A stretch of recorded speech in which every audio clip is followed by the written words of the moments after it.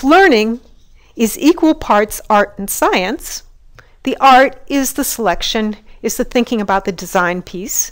The science is understanding how people learn, and the tremendous amount of research that has recently come out that is revolutionizing what we understand about what's happening in the brain when people are learning.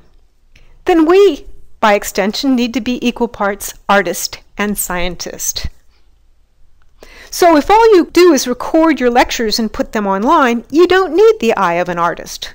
If all you do is test and quiz, you don't need to know about the latest research when you create trainings, courses, and programs. Professional expertise is enough. But if you want to move out of the information age and into the connected age, you will need much more than that if you want to keep pace with change, innovate, and help shape the future. This is where the competencies or capabilities that we've identified through our conversations with experts and leaders in the field come into play. In addition to having professional expertise, they told us that the people they hire need to be systems thinkers, communicators, creative problem solvers, and to be culturally responsive in creating materials that operate within a globally connected society. How do we do this? The cohesive curriculum that we've designed helps develop and refine the capabilities that you saw in the previous slide. We'll get into the curriculum a little bit more in terms of details, but before we move into that part of the specifics, I'd really like to talk about the nature of the experience. You may or may not have experience teaching or learning in a fully online environment. And because our program is fully online, you may be wondering what that will feel like when you're taking our courses. We believe that online learning should be fruitful, engaging, connected, and personal. So as Angelica, a graduate of the master's program, says, our program is designed to help you dream big, then to provide you with the tools and support you need to achieve your professional dreams. Our mission is to anticipate and shape the future of next generation in a technology-rich, globally connected society. This is a dynamic mission. We're invested in helping all types of learners, young and old, in all types of settings, corporate, school-based, and self-paced. And we also invested in helping you reach out to connect with the resources, ideas, and other learners and experts.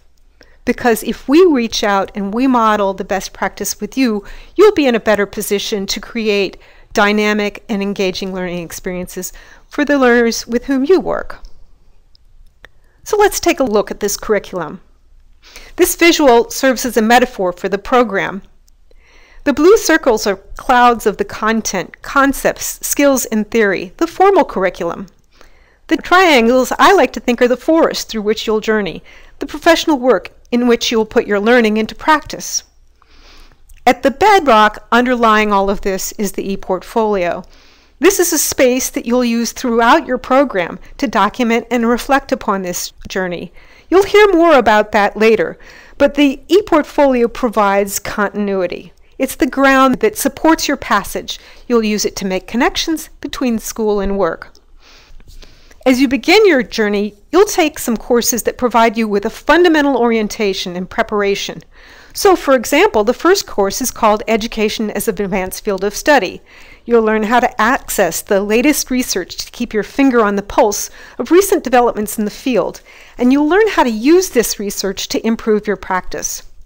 In the second course, called How People Learn, you'll take a look at those program competencies we were talking about before, systems thinker, communicator, creative problem solver, and you're going to consider your strengths and your opportunities for growth, and you get to develop your own professional learning plan that you will carry out and implement throughout the rest of the program. This self-assessment shines a light, helping you focus on the areas that will yield the most benefit for you in your professional situation. About a third of the way through your program, you'll take a course entitled Connecting Theory with Practice. You'll review your portfolio of work. You'll consider what you've learned about e-learning research and theory. You'll work with your faculty and an employer to develop an experiential learning plan for a significant piece of work to complete as your biggest accomplishment in the program. You may elect to do this with your current employer, or we will help you connect with a professional setting in which you can do this work. For the last 2/3 of the program, you'll continue to take courses, but you'll also carry out your experiential work independently within the workplace for the duration of the program in parallel with your other courses. But it won't be totally on you. You won't be totally on your own. You'll document this work in your ePortfolio. We will hold periodic virtual gatherings to share work, discuss discoveries, and consider the challenges with both peers and faculty and receive feedback. You'll be doing this in conjunction with your faculty, mentors, and also in a cohort of peers, learning alongside each other as you put your ideas and your learning into action. During the capstone course, you'll bring it all together. You'll present the fruits of your labor to others. You'll present your experiential learning work to your peers, to your faculty, to your employers, and because you have the ePortfolio to work with, you can present it to the public if you choose to. Now let's get back to that learning portfolio. Our portfolio process is designed to help you synthesize the formative work, that work that you do during the learning part of your program, and bring it to bear toward the end in a showcase portfolio. With the guidance of faculty